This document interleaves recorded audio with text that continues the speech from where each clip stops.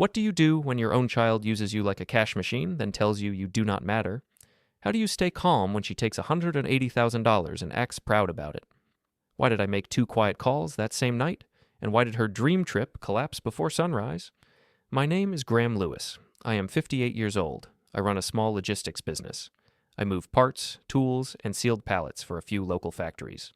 It is not a glamorous job. It is steady. I like steady things. I have always liked clear rules, clean numbers, and calm mornings. I live alone in a small house that I paid off years ago. It is quiet. The kitchen is plain. The living room has 1 old couch and a bookshelf. My home office is the smallest room. It has a desk, a printer, and a filing cabinet. I do not keep much on the walls. I do not need decorations to feel settled. My life is built around work, routine, and one person I still try to reach every day. That person is my daughter, Lila. She is 32. She is married to a man named Nolan. I remember when Lila was in elementary school, and she used to hold my sleeve when we crossed the street. She had a soft voice back then. She asked real questions. She laughed easily. I still see that child in my mind, even when the adult version of her speaks to me like I am a tool. For years, I told myself it was normal. People get busy, people grow up, people build their own families. I accepted that she might call less. I accepted that she might visit less. But something changed after she married into Nolan's family.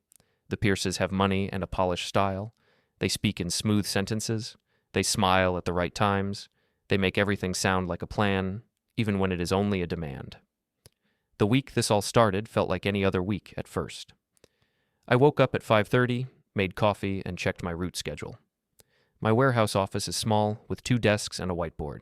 The drivers came in one by one. They signed their papers. I answered a few questions. Then I went home for lunch because I live close and I like my own food. While I was making soup, my phone lit up with Lila's name. I wiped my hands and answered. Her voice sounded light, like she was already smiling. She said she had exciting news and wanted to share it. She said there was a big trip coming. She said it was a special family trip with Nolan's parents.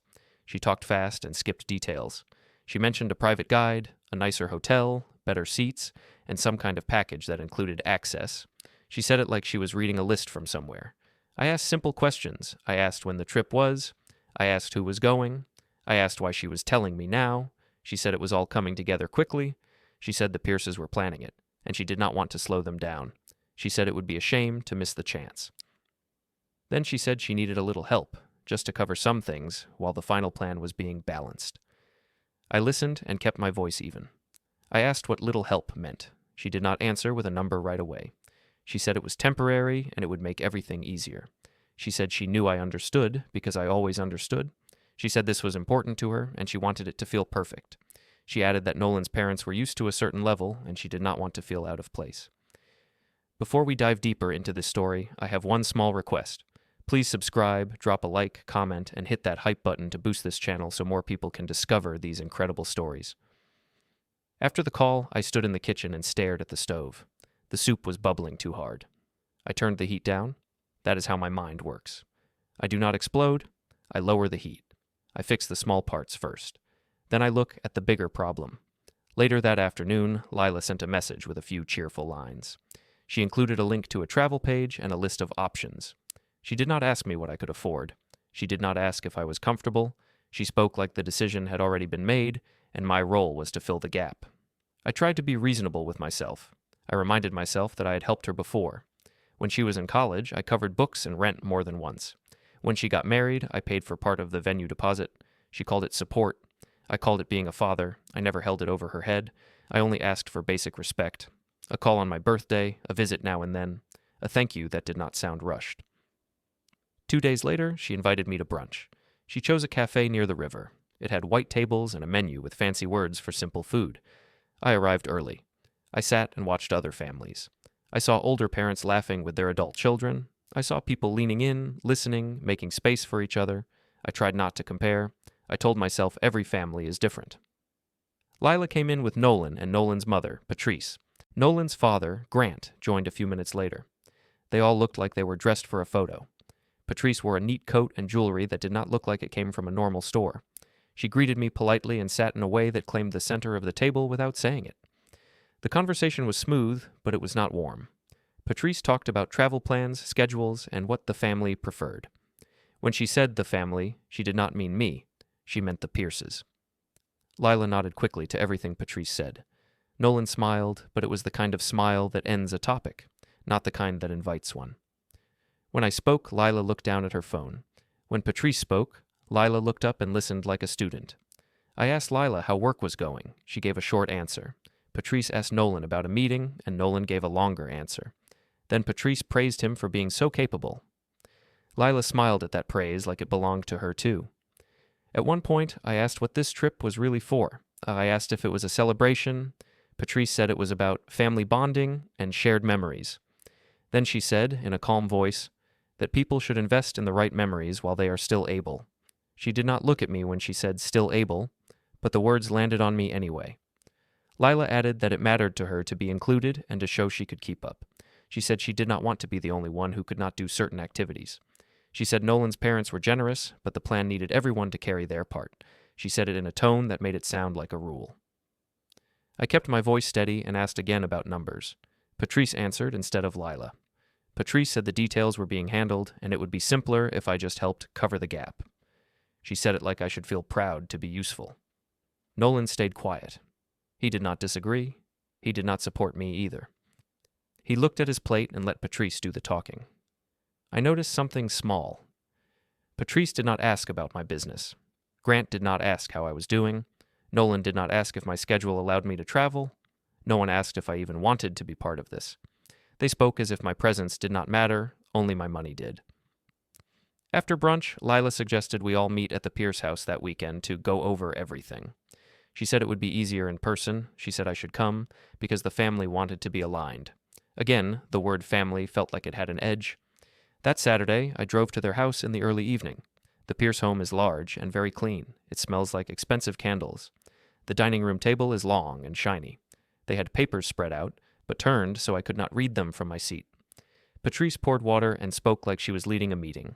They talked about airport lounges, hotel upgrades, private cars, and add-on experiences. Patrice explained that there were deposits due and some vendors needed confirmation. Lila sat close to Patrice. Nolan sat beside Lila, but his body leaned toward his parents, not toward my daughter or me. I asked again what they expected from me. Lila finally answered with a tone that was sharp and tired. She said I was making it harder than it needed to be. She said other parents were proud to help. She said this trip was about the people who really showed up for her life. That is when I said I wanted to understand what she meant. I said I had shown up in my own way for many years.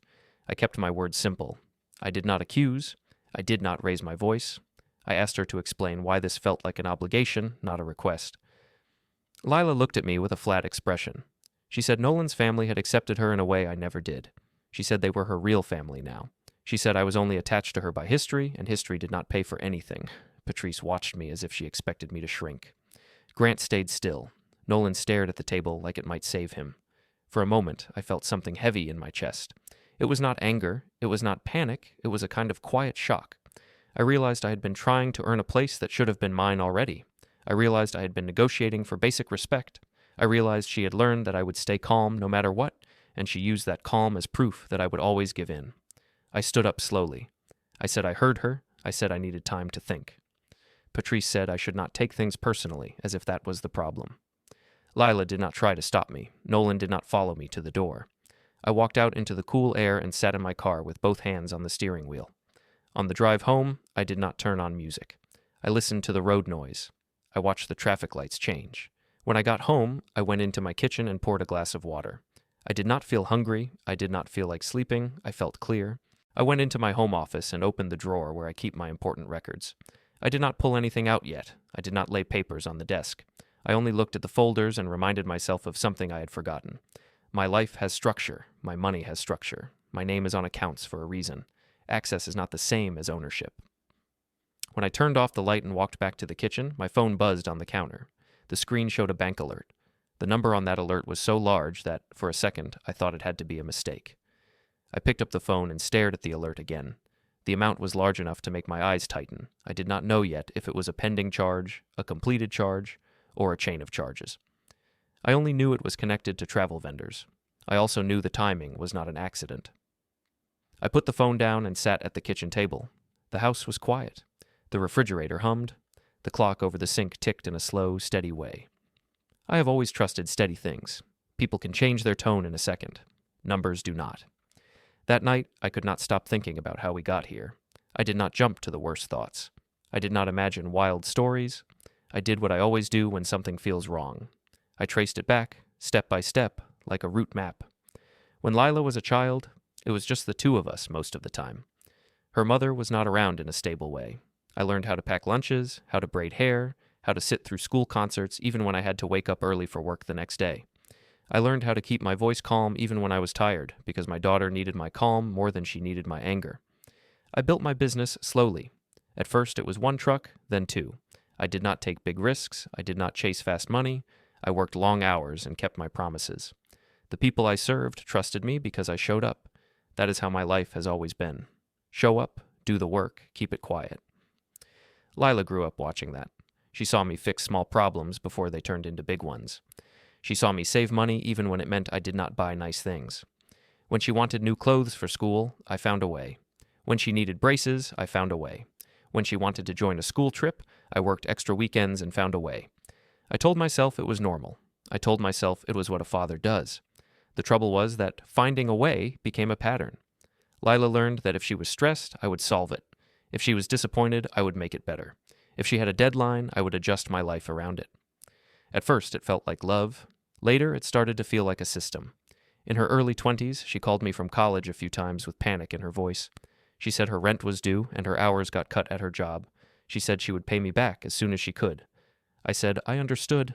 I sent the money. I did not talk about it much after because I did not want her to feel shame. I did not want to be the kind of father who keeps score. Then it was car repairs. Then it was a security deposit. Then it was a class fee, a laptop, an unexpected bill. Each time she said it was the last time. Each time I believed her because I wanted to believe her. The change became clearer when she met Nolan. Nolan was polite in the early days. He shook my hand and looked me in the eye. He asked about my business once or twice. He said he respected a man who worked hard, but even then, he had a way of speaking like everything was already arranged. He spoke about plans, timelines, and next steps. The way people speak at work when they are moving a project forward. When I met Nolan's parents, I understood where that tone came from. Patrice was not loud. She did not raise her voice. She used calm words and careful smiles. She asked questions that sounded friendly but felt like a test. She wanted to know where I lived, what I did, how long I had been doing it, and what kind of future I could offer my daughter. She did not ask because she cared about me. She asked because she was placing me in a mental file. Grant was quieter. He stayed behind Patrice in conversations, like a shadow that nodded. He rarely spoke first.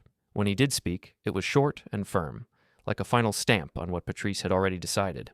At first, I tried to blend in. I told myself I did not need their approval. I told myself the only thing that mattered was whether Nolan treated Lila well. But I began to notice how the Pierces spoke about family. They spoke about family like it was a club. There were rules, there were ranks, there was a right way to do things. Leela started to copy them. It was small at first. She corrected the way I pronounced a restaurant name. She told me I should wear different shoes to dinner. She said calmly that Nolan's family did things a certain way, and it would be easier if I did not stand out. She made it sound like a helpful tip, but it landed like a warning. After the wedding, the pattern grew stronger. I had helped with some costs. I did not pay for everything. I was not able to. But I helped enough that I thought it would be appreciated. Instead, I noticed that the Pierces treated my help like a given, like a duty. Patrice thanked me in a formal way, like she was closing a transaction. Lila stopped calling to talk. She started calling to manage. She would ask if I could do something, pay something, handle something, pick something up, watch something, cover something. When I tried to talk about my day, she would listen for a minute, then drift away and switch topics. I remember one holiday dinner at the Pierce home. The table was full. The food was arranged like a display. Patrice had name cards for seats. My name card was near the end of the table, far from Lila. Nolan sat close to his parents. Lila sat next to Patrice, not next to me. The seating was not random. It was a message without words. During dinner, Patrice talked about Nolan's work connections and their family trips from past years. She praised Lila for fitting in so well. She said Lila had become one of them. Lila smiled like she had earned a prize. When I tried to share a story from Lila's childhood, Lila cut in quickly and said that was a long time ago and everyone should focus on the future. Later that same night, someone suggested a toast. Patrice stood and spoke about family and legacy. She looked down the table at Nolan and Lila. She spoke about building a life together with people who share the same values. I waited for Lila to mention me, even briefly, because I was sitting right there. She did not. She lifted her glass and echoed Patrice's words, as if she was repeating a line she had practiced. On the drive home, I told myself not to be sensitive. I told myself it was one dinner. I told myself my daughter was just excited to be part of something bigger. But deep down, I felt the shift. I felt myself being moved to the edge of her life. Then came the small financial changes. Lila asked if she could use one of my accounts for emergencies, because it would be easier than applying for something new. She said it was just for backup. She said she would never touch it without talking to me first. She said it was a safe way to handle unexpected costs. I agreed because I trusted my daughter more than I trusted my own worry. I also told myself it was still my account, still under my control. I did not think she would ever push it. I did not think she would ever treat it like her own. Over time, the emergencies did not feel like emergencies. They felt like conveniences. A weekend booking that had to be done today. A purchase that could not wait. A small deposit that was needed right now. Each time she asked with less detail, each time she assumed my yes before I gave it. I also saw how she changed around other people. In private, she could still sound like my child for a few minutes. But in public, around Nolan and his parents, she became a different person. She spoke with a sharper edge. She used polite words, but her tone carried impatience. She acted like I was slow for needing clarity. A few months before this trip plan, there was another moment that stayed in my mind. Lila had invited me to a restaurant to celebrate Nolan's promotion.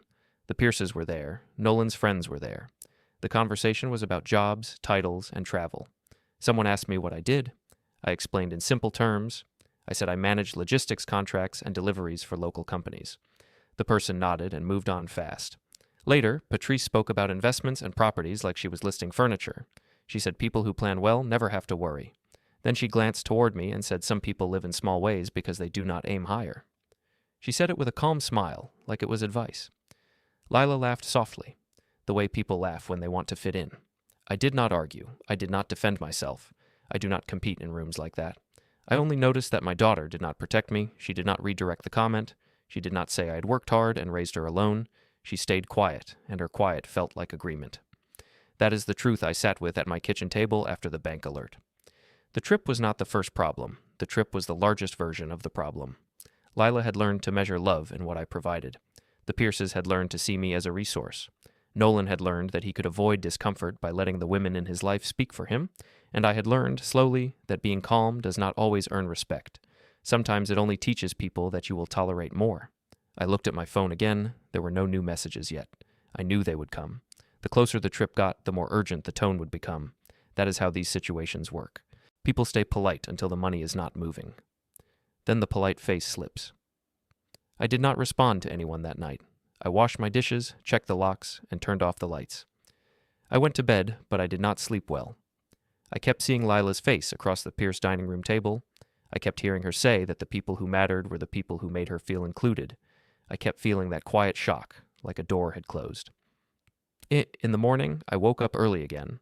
I made coffee again. I sat at the kitchen table again. I did not feel dramatic. I did not feel helpless. I felt like a man looking at a problem that had finally become too clear to ignore. By mid-morning, my phone started filling with messages. Lila sent short updates like nothing had happened. She wrote about flight times and hotel names. She wrote about a dinner reservation that needed confirmation. She ended one message with a smiling symbol, as if that would soften the pressure behind it. I did not answer right away. I went to the warehouse and did my normal rounds. I checked the loading bay. I looked at the schedule board. I signed 2 invoices. I spoke with a driver who had a late delivery. I kept my voice steady because that is how I handle stress. But my mind was not on pallets and routes. My mind was on that alert and the way my daughter looked at me across that polished dining table. At lunch, I sat in my truck for a few minutes and opened the bank app again. I did not rush. I read each line slowly. I saw multiple charges from travel vendors. Some were marked pending, some were completed. The total added up to a number that made my stomach go cold. It was not a gap. It was not a small help. It was the kind of amount a person discusses before they touch it. I called Lila. She answered quickly, like she had been waiting for my call. Her voice sounded tight. She did not ask how I was doing. She asked if I had seen the itinerary. She said everything was moving fast and she needed me to be supportive. I told her I had seen the charges. I said I needed her to explain why those vendors were pulling money connected to me. I did not accuse her of anything. I did not use harsh words. I asked the same way I would ask a client about an invoice that looked wrong. She did not respond with surprise, and that was the first sign. Instead, she sighed and said I was focusing on the wrong thing. She said the trip was important and the details were handled.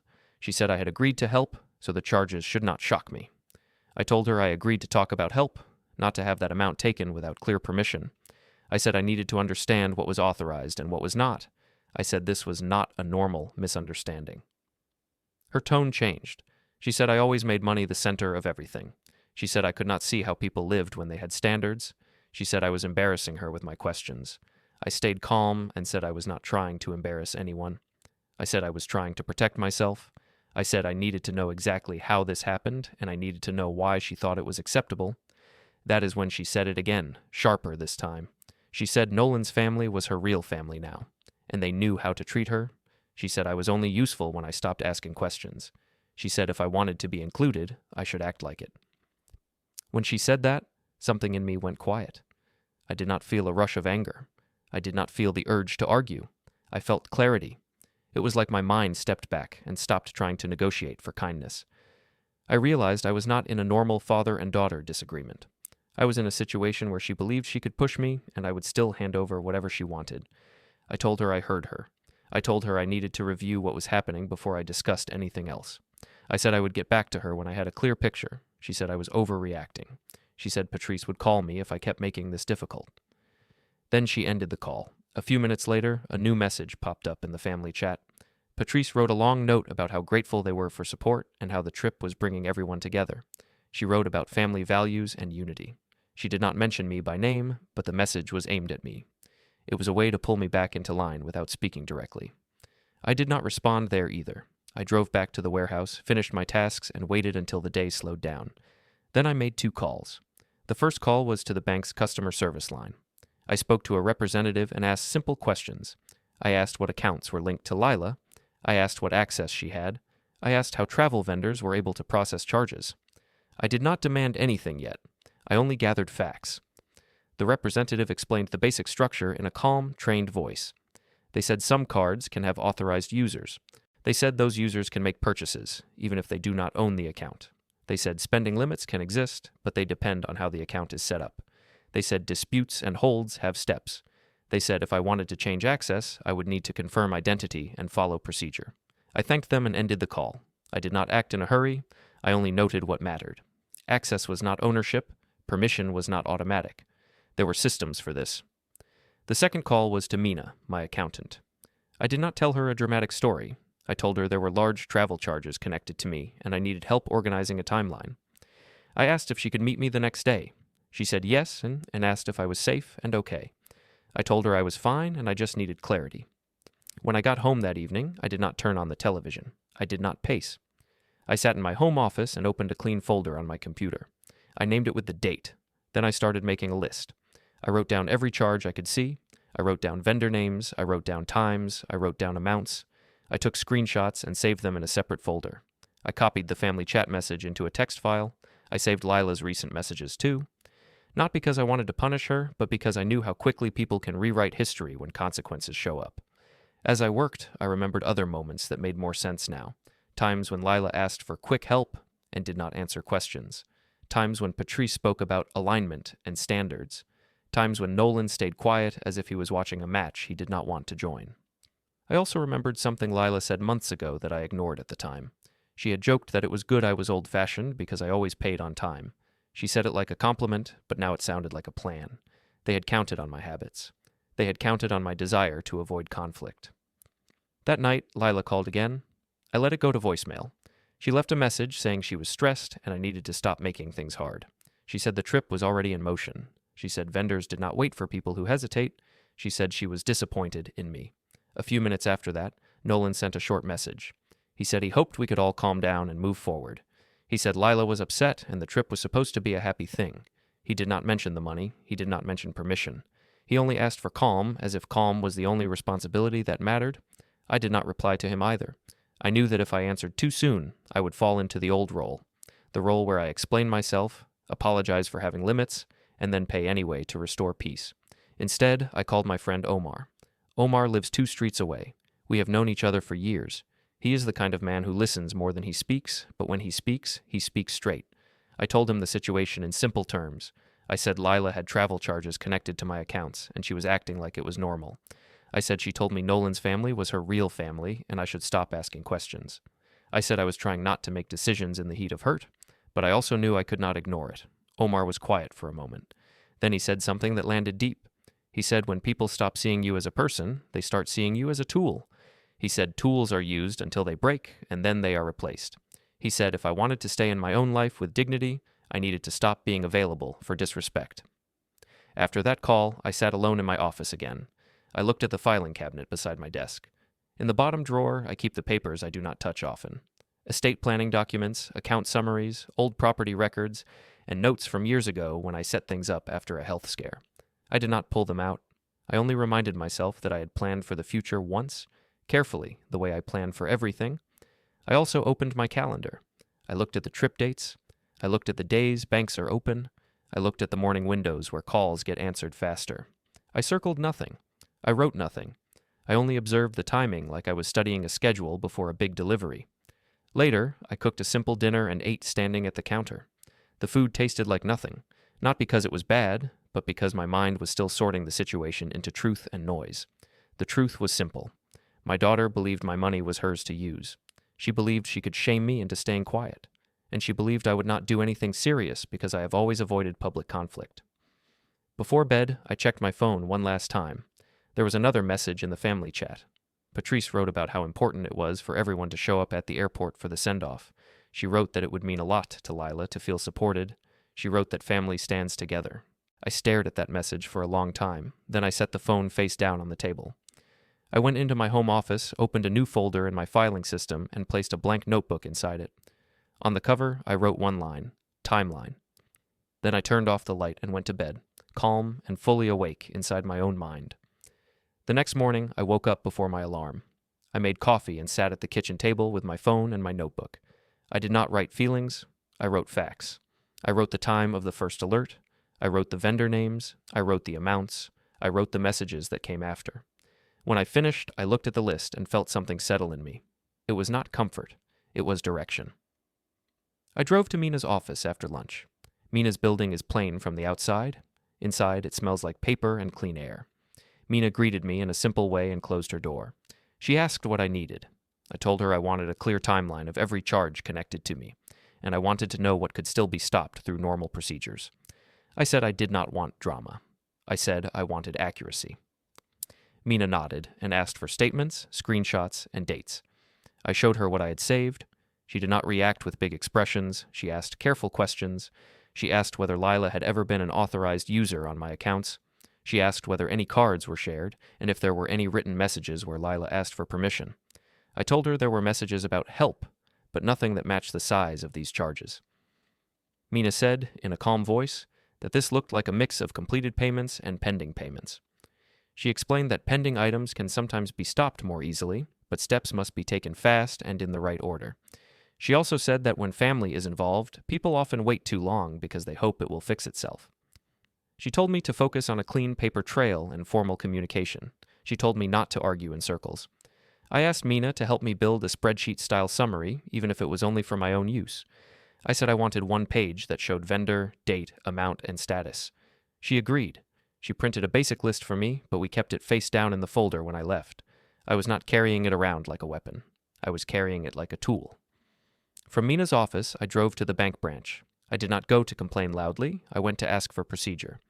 The lobby was quiet. A few people sat in chairs, staring at their phones. When it was my turn, I spoke to a banker in a private side office. I said I needed to confirm access levels on accounts and cards linked to my name. I said I needed to understand what an authorized user could do and what I could change immediately. The banker listened and asked for identification. I provided it. Then the banker explained how my accounts were structured. They confirmed that Lila had authorized access on one card. They also confirmed that the spending behavior had changed recently. They did not say it was right or wrong. They only said it was visible and unusual. They explained how to remove access, how to pause activity, and how to start a dispute process if a purchase was not properly authorized. I asked what properly authorized meant. The banker said it often comes down to account ownership and the bank's internal rules. They said family situations can be complicated, but the system still follows the account holder. They said I could place certain limits and I could lock the card while decisions were being made. They said if I wanted to do it fully, I could do it in person with identity confirmation. I did not do anything final in that office. I only asked for options and timelines. I asked for reference numbers for my conversation. I asked what hours were best to call the fraud and dispute department if I needed it. I asked what forms would exist if I later chose to make changes. The banker offered to print materials. I said I did not need printed materials at that moment. I said I would take notes and follow up through the right channel when I was ready. When I left the bank, I sat in my car for several minutes without starting the engine. I looked at my hands on the steering wheel. They were steady. I noticed my breathing was steady too. That was important to me. I did not want to make a life decision from shock. I wanted to make it from clarity. On the way home, I stopped at the public library. It is not far from my house. I use it sometimes when I want quiet. I reserved a small study room and brought my notebook, my phone, and a folder of printed account summaries that I had at home. I did not spread everything out like I was in a movie. I only arranged my notes in a calm order. In that room, I wrote 2 columns. In one column, I wrote claims. In the other, I wrote facts. Under claims, I wrote the phrases Lila and Patrice used. They said it was a small gap. They said it was a family investment. They said it was temporary. They said it was already in motion. Under facts, I wrote the amounts and the vendor names. I wrote what the banker confirmed about access. I wrote the dates that showed how quickly it escalated after the dinner at the Pierce house. I also wrote a short list of boundaries. I wrote that I would not fund people who erased me. I wrote that I would not accept pressure in a public setting. I wrote that I would not argue in group chats. I wrote that I would keep communication simple and direct, and only when needed. When I got home, I checked my phone again. Lila had sent 3 more messages.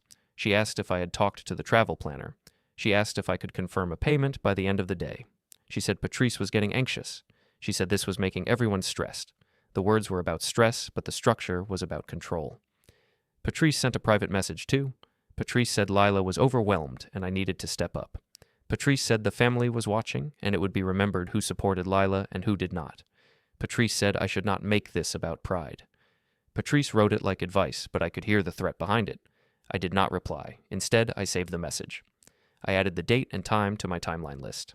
I did not do it to be petty. I did it because I have learned something about people who lean on pressure. When the pressure stops working, they pretend they never applied it. They say they were only trying to help. They say you misunderstood. They rewrite the scene. I did not want that to happen again. That evening, I went to the warehouse for a late check. I told my team I had errands. I walked the floor and listened to the normal sounds of work. Forklifts beeping, tape tearing, pens scratching on paper. It reminded me that the world is full of real tasks and real consequences. Nobody at the warehouse gets to say in a bright voice that rules do not apply. If someone takes what is not theirs, it is handled. If someone breaks a procedure, it is handled. That is not cruelty, it is structure. When I got back home, I opened my filing cabinet and pulled out one folder. I did not open every file in a dramatic way. I only took out the folder that held my planning documents from years ago. I sat with it on my desk and rested my hand on the cover. I did not need to read every page to remember what it meant. It meant I had planned for my future. It meant I had set conditions. It meant I had choices that were not emotional. They were legal and clear. I put the folder back in the drawer and locked it. Then I opened my notebook again and wrote a reminder to call a professional the next day. I did not write the details of what I would change. I only wrote that I needed a meeting and that I wanted it handled properly. I have a contact I trust for that kind of work. I had not used him in a long time, but his name was still in my phone. The next day, the arrogance on their side grew. That is the strange part. When someone expects you to fold, they often become more relaxed when you stay quiet. They mistake silence for surrender. Lila sent a message saying she had told everyone I would handle the remaining balance. She said she had spoken for me because she knew I would not let her down. She said it was settled. Later, Nolan sent a message saying he hoped I was doing okay. He said everyone was excited and he did not want tension. He said this was supposed to be a happy time. He did not ask if I agreed. He did not ask if I had authorized anything. He only asked for peace, like peace meant my obedience. Grant sent nothing. Patrice sent another message in the group chat about the airport send-off. Patrice said it would be a beautiful moment and everyone should be there. Patrice said it would be good for photos and it would show unity. Patrice asked people to wear neutral colors so the pictures looked clean. That detail told me everything. This was not only a trip, it was a performance. And in their performance, I was not a father with dignity. I was a background sponsor. I was an extra who paid and smiled. I kept gathering facts quietly. I logged into my accounts at set times and checked if new charges appeared.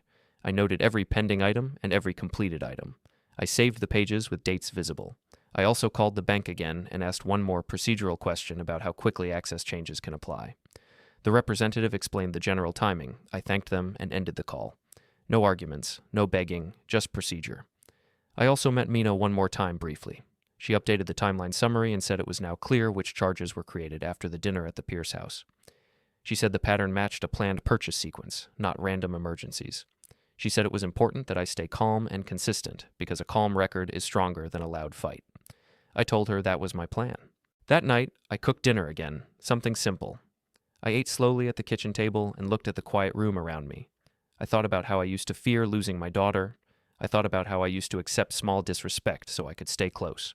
But the truth was that closeness built on pressure is not real closeness. It is control. It is fear wearing a polite face. Before bed, I opened my phone and looked at the family chat one last time. Lila posted a short line saying she could not wait to make memories with her real family. She wrote it like it was normal and sweet. She wrote it like it was harmless, but I knew exactly who it was for. I saved it to my folder, closed the app, and turned off the screen. Then I went to my home office, checked that my notes were in order, and placed my notebook on the desk with the pen aligned beside it. I woke up the next day with the same calm feeling I had the night before. Not calm like peace. Calm like a man who finally accepts what is real. I made coffee, fed the cat that sometimes visits my porch, and stood by the kitchen window for a minute. The street was quiet. The world outside did not know my family was cracking. It made me feel strange, but it also helped. It reminded me that life keeps moving when you do the right steps. At the warehouse, I worked like normal. I signed papers, checked deliveries, and answered 2 calls from clients.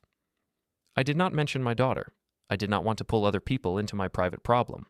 But in my pocket, my phone kept buzzing with messages. I waited until my lunch break to look. Leila had sent a long list of updates. She said the itinerary was locked. She said the travel planner needed one more confirmation. She said the group was excited. She added that everyone would meet at the airport early for the send-off. She said it was important that I show up and be supportive. She did not ask if I could. She wrote it like a schedule I was expected to follow. Patrice added another message in the family chat.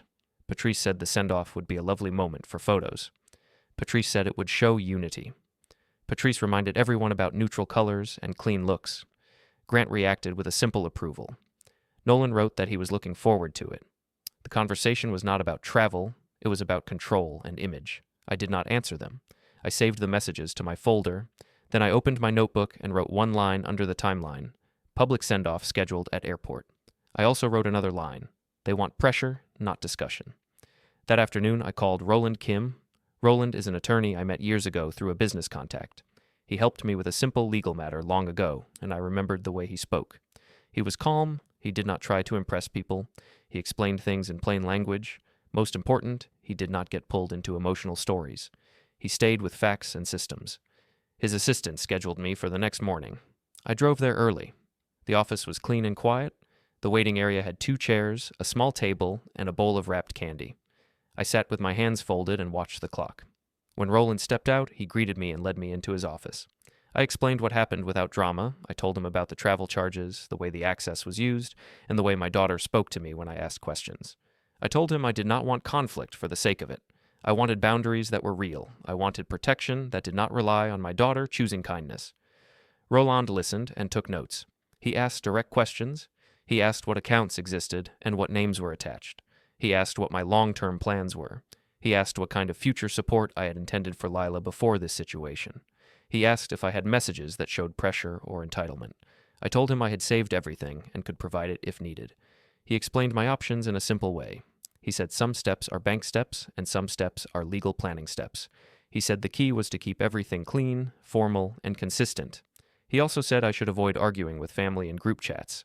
He said public pressure is designed to make a person react badly, and a bad reaction can be used against them later. I told him I did not plan to react badly.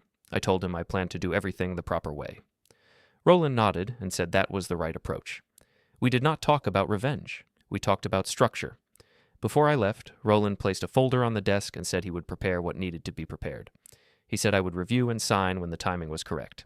I did not open the folder there. I did not want to mix emotion with paperwork. I only confirmed the next steps and scheduled a short follow-up. When I stepped back outside, the air felt cold and sharp. I took a slow breath and walked to my car. I did not feel excited. I felt steady, like a man laying a new foundation under a house that has been shifting for years. On the way home, I stopped at the bank branch again. I asked to speak with the same banker I had met earlier. I told them I wanted to be ready to act fast, but I also wanted everything done correctly. The banker explained the difference between a temporary lock and a full access change. They explained how alerts could be set to notify me immediately. They explained how to document everything properly if disputes were needed. I asked for the simplest path. I asked what could be done quickly on the morning of the airport send-off if new charges appeared. The banker explained timing windows and how the system updates. I did not push them to do anything in that moment. I only made sure I understood the steps and that my identity was verified in the system so I would not be delayed later. That evening, I went home and cleaned my kitchen. I cooked a basic meal and ate slowly. The food was simple, but the act of eating at my table helped me stay grounded. After dinner, I went into my home office and checked my folder system again. I created 3 subfolders: account notes, messages, and travel vendors. I renamed files so dates were clear. I wrote short labels so I could find things fast. It felt like preparing for a business audit. That is how I had to treat it. If my daughter tried to twist the story later, the timeline would hold. I also prepared my own behavior. I wrote a few sentences in my notebook. Not to read out loud, but to keep my mind clean. I wrote that I would not argue. I wrote that I would not beg for respect. I wrote that I would not let anyone force me into a public scene. I wrote that calm does not mean surrender. It means control. The next day, Lila called me twice. I did not answer. She left a message saying she was disappointed. She said I was making her anxious. She said everyone was counting on me. The tone was not a daughter speaking to her father. It was a manager speaking to a worker who was not following directions. Nolan messaged again. He said he hoped we could move forward and keep things positive. He said the trip was meant to bring people closer. He did not mention the charges. He did not mention the way Lila spoke to me. He only asked for a smooth surface. I understood then that Nolan's comfort mattered more to him than my dignity. He wanted quiet. He wanted no consequences. He wanted me to take the weight so he could keep smiling in front of his parents. That same afternoon, Omar stopped by my house. He brought a small bag of groceries and told me he was checking on me. We sat in my living room for a short time. I told him I had spoken to professionals and I would handle it through proper channels. He nodded and said that was the only way people like the Pierces would understand. He also reminded me to keep my tone calm in public because they would try to paint me as unstable if I showed emotion. I told him I did not plan to give them that. I told him I was done performing. Later that night, I received one more message in the family chat. Patrice reminded everyone of the airport time and said the group should arrive early because it would be busy. Patrice added that Lila deserved a strong send-off. Patrice wrote that family shows up. Lila reacted to the message quickly, like she was watching the chat closely. She added that she hoped her father would be there and act supportive. I stared at that line for a while. I could see the trap. If I did not show, they would say I abandoned her. If I showed and questioned anything, they would say I ruined it. The airport was not chosen by accident. It was a stage, it was noise, it was witnesses. It was a place where pressure works on people who fear attention. But I do not fear attention the way they think I do. I only dislike pointless noise. And this was not pointless anymore. This was necessary. I replied with one short message. I said I would be there. I did not add emotions. I did not explain. I did not defend myself. I kept it neutral. Then I turned off notifications for the chat. I was not going to let their words guide my heart for the next day. Before bed, I laid out simple clothes. Nothing flashy. Nothing that looked like I was trying to prove something. I charged my phone and placed a backup battery in my pocket. I put my car keys in the same spot I always do. I checked my calendar one last time and set my morning alarm. Then I sat at my desk in the home office and looked at the closed filing cabinet. I did not open it. I did not touch the lock. I just sat there for a minute and listened to the quiet house around me. I thought about the man I had been for years. The man who kept paying to keep peace. The man who accepted a smaller and smaller role in his own family. I was not that man anymore. Not because I felt tough. Not because I wanted to win. Because I finally understood that love without respect becomes a kind of slow erasing. And I was done being erased. When the morning came, I woke up, washed my face, and drank my coffee in silence. I left my house early and drove toward the airport with the same steady hands I use for every delivery route. I parked, walked through the doors, and saw my daughter and the Pierces gathered near the check-in area, dressed for photos and smiling like nothing was wrong. The airport was bright and loud in a normal way. Rolling bags, announcement speakers, people lining up and looking tired. I walked in with my hands free and my phone in my pocket. I saw them near the check-in area before they saw me. Lila stood in the middle, like the main person in a photo. Nolan was beside her, smiling in a careful way. Patrice and Grant stood close, dressed like they were going to a formal dinner instead of a flight. They had matching luggage and calm faces. Patrice kept adjusting small details, like a jacket collar or a scarf, as if the whole moment needed to look perfect. I stayed a few steps back and watched. I did not do it to punish them. I did it because I wanted to see the truth without being pulled into it. I wanted to see how they acted when they thought they were in control. They walked up to the counter as a group. Patrice spoke first, then Lila stepped forward like she was the one in charge. Nolan handed over passports. Grant looked around at the crowd like he owned the space. The clerk typed, nodded, and asked for a card for the remaining balance. I could not hear every word, but I saw the motion. Lila pulled out a card quickly, like she had done it many times. She held it out with confidence. The clerk ran it once. Then the clerk's face changed slightly.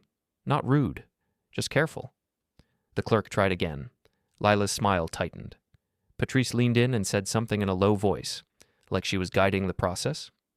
The clerk shook their head and turned the screen slightly, showing Lila something. Lila's shoulders lifted. She spoke faster. She handed over another card. The clerk ran it. Then the clerk paused again. I saw the moment when the air changed. It was not dramatic. It was just a small shift in body language. The clerk's voice got more formal. Lila started glancing around. Patrice stopped adjusting her clothes and started watching the clerk's hands. People behind them in line began to notice the delay. A man with a suitcase shifted his weight. A woman with a backpack looked over and then looked away. The airport kept moving, but their little bubble started to feel exposed. Lila stepped away from the counter and looked down at her phone. Her fingers moved fast. A second later, my phone vibrated. Her name flashed on the screen. I let it ring for a short moment, then I answered. I kept my voice low and calm. I asked what she needed. Her voice was different than the voice she used in the group chat. It was tight and urgent. She said the payment was not going through and the clerk was being difficult. She said I needed to fix it right now. She said everyone was watching. I told her I understood. I told her the payment was not going through because I had removed her access and placed controls on the accounts connected to me. I said I did it the proper way, through the bank. I said it was not a mistake. There was a short silence. Then she spoke in a sharp, stressed way. She said I was doing this on purpose. She said I was trying to embarrass her in front of Nolan's family. She said I had no idea how serious this was. I told her I did know. I told her it was serious the moment $180,000 moved without clear permission. I said I asked for an explanation, and she answered with disrespect. I said I was not going to fund a performance where my role was to pay and stay quiet. She tried to argue. She tried to pull me into emotion. She said I was ruining the trip. She said I always had to make things about control. She said I was acting like I wanted to punish her. I stayed steady and said I was not punishing her. I was protecting myself. I told her she could speak to the clerk and handle the trip like an adult. I told her she could also step away from the counter and talk face-to-face if she wanted a calm conversation. She said she did not have time for a calm conversation. She said Patrice was angry. She said Grant was staring at her. She said Nolan did not know what to do. She said I needed to fix it right now. I ended the call after one last sentence. I told her I would not reverse anything at the counter and I would not be pressured by a crowd. I walked closer. Not fast, just steady. Lila saw me and her eyes widened. Patrice saw me next and her face turned stiff. Nolan's smile dropped. Grant's expression stayed flat, but his posture shifted like he was preparing to speak. Lila stepped toward me and said indirectly that I was making a scene. Patrice followed and said indirectly that this was not the time or place. Nolan stood behind them and looked from one face to another, like he wanted someone else to solve it. I nodded and said I agreed that the airport was not the place for an argument. I said I was not here to argue. I said I was here because they demanded I show up, and I wanted them to understand that I was done being used. Patrice spoke in a controlled tone. She said indirectly that family supports family. She said indirectly that Lila deserved this trip and I should not be petty. She said indirectly that this would be remembered. I looked at Patrice and told her I was not part of her family system. I said she made that clear for years. I said Lila also made it clear when she told me who her real family was. I said I was simply respecting that choice. Lila tried to interrupt. She said indirectly that I was twisting her words. She said indirectly that I should not take things so seriously.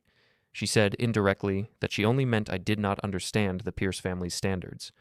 I told her I did understand the standards. I said the standard was that I pay, and everyone else smiles. I said I was not going to do it anymore. Then I took a thin envelope from my jacket pocket. It was plain, with a simple label from Roland's office. I did not wave it around. I held it like any normal paperwork.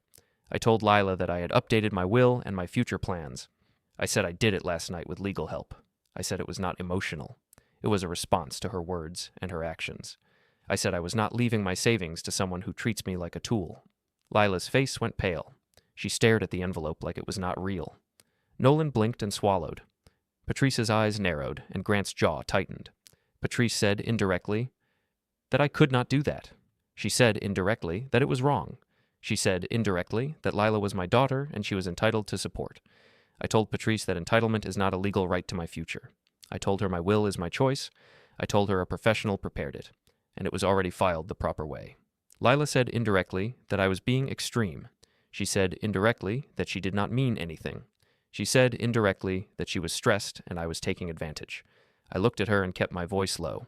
I told her I was not taking advantage of anything. I told her I was finally listening. I said she told me who mattered. I said she showed me what my place was. I said I believed her. Behind us, the check-in line moved slower. The clerk was still waiting for payment. The clerk glanced over once, then returned to the screen. The moment was not private anymore. It was not loud, but it was visible. Nolan finally spoke. He said indirectly that we should talk later and keep it calm. He said indirectly that we could work it out after the trip. I told Nolan there was nothing to work out after the trip. I said the trip was the problem. I said the money was taken first, and I was expected to accept it later. I said that is not how respect works. Lila's phone buzzed. She looked down at the screen. Her eyes moved as she read. Her lips parted slightly. She read again, slower. I knew what she was reading because I had received the same message earlier. Roland had sent a short confirmation that the will update and the access removal were complete, and that future steps would follow the same lawful process if needed. It was not a threat. It was a formal update. Lila looked up and her voice turned thin. She said indirectly that I had already done it. She said indirectly that I did not even wait. She said indirectly that I was serious. I nodded. I told her I was serious the moment she treated me like I did not matter. I told her I did not hesitate because I have learned that hesitation is what people like this rely on. Patrice stepped closer and spoke in a harder tone than before. She said indirectly that I was trying to control Lila with money. She said indirectly that I was selfish. She said indirectly that I would regret it. I did not react to those words. I simply looked past her to the counter and said the clerk was waiting. I told Patrice that if the trip was so important, they could pay for it themselves right now and move forward. Grant finally spoke. He said indirectly that this was unacceptable. He said indirectly that I had ruined their plans. He said indirectly that Lila should not have to deal with this. I told Grant, calmly, that Lila created the situation when she used my accounts without proper agreement. I said she made it worse when she tried to shame me for asking questions. I said I did not create this at the airport. I only refused to hide it. Lila turned toward Nolan. Her eyes asked him for help. Nolan looked at Patrice and Grant. He did not move. He did not offer a card. He did not offer a solution. He only stood there, caught between comfort and consequences. The clerk called Lila's name again, polite but firm. The clerk said indirectly that they needed payment now to complete check-in. The clerk said indirectly that without payment, the booking could not continue in the system. Lila stared at the counter, then at me, then at Patrice. For the first time, she looked truly uncertain. Not angry, not proud. Uncertain. I leaned closer and kept my voice quiet enough that only she could clearly hear. I told her this was the wake-up moment. I told her she could keep choosing image, or she could choose responsibility. I told her either way. My role as a silent wallet was over. She opened her mouth like she wanted to argue again, but no words came out. Her face tightened, and she looked down at her phone once more. She read Roland's message again like she hoped it would change. I stepped back. I turned slightly toward the exit. I did not need to say more. The system was already in motion, and everyone could feel it. Behind me, I heard the clerk repeat the same formal line. I heard a suitcase wheel scrape the floor as someone in line shifted forward. I heard Patrice speak in a low, urgent tone to Nolan. I heard Lila make a small sound of frustration and fear mixed together. I did not look back. I walked toward the sliding doors, felt the cool air hit my face, and kept going until the airport noise softened behind me.